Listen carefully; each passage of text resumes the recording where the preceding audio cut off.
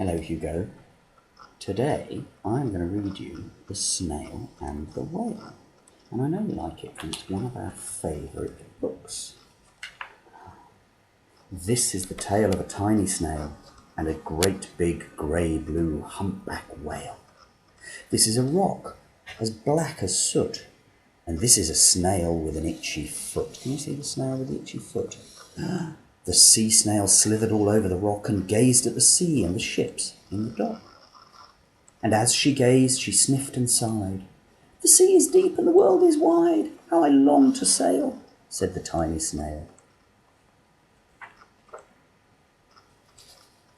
These are the other snails in the flock, who all stuck tight to the smooth black rock, and said to the snail with itchy foot, "Be quiet, don't wriggle, sit still, stay put."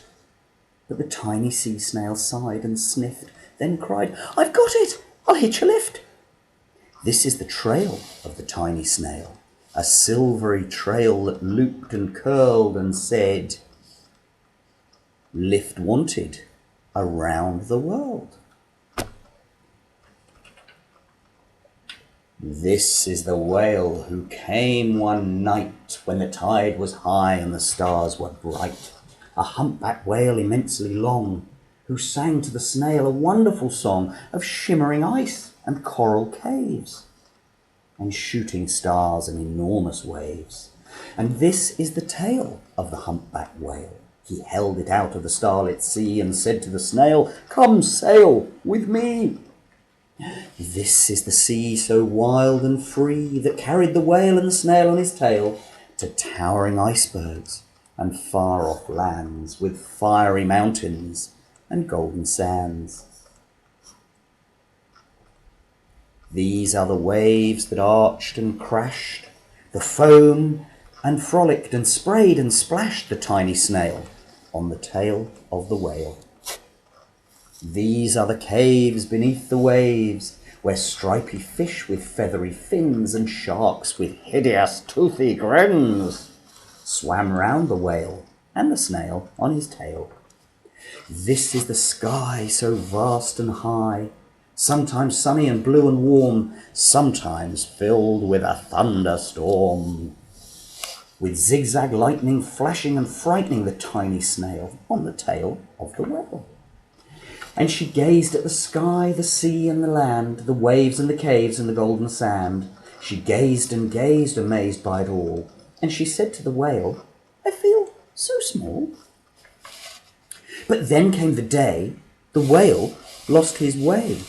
These are the speed boats running a race, zigging and zooming all over the place, upsetting the whale with their ear-splitting roar, making him swim too close to the shore.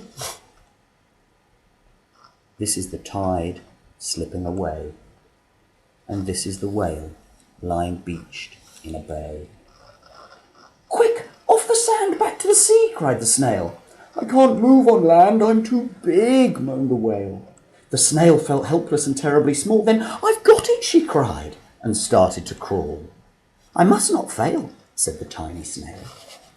This is the bell on the school in the bay, ringing the children in from their play. This is the teacher holding her chalk, telling the class, "Sit straight, don't talk."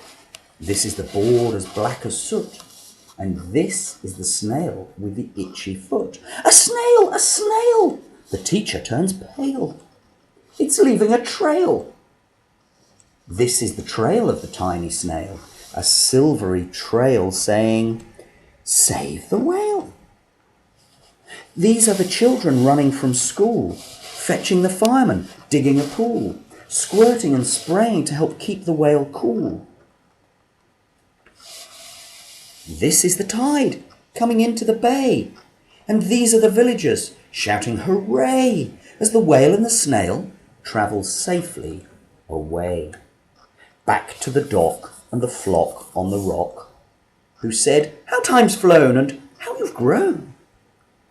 And the whale and the snail told their wonderful tale of shimmering ice and coral caves and shooting stars and enormous waves, and of how the snail, so small and frail, with her looping, curling, silvery trail, saved the life of the humpback whale.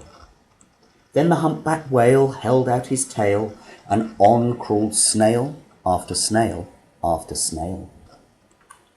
And they sang to the sea as they all set sail on the tail of the grey-blue humpback whale. Ah, Hugh, wasn't that a brilliant story? I'm going to put it away now, and then I'll do you another one. I hope you like it.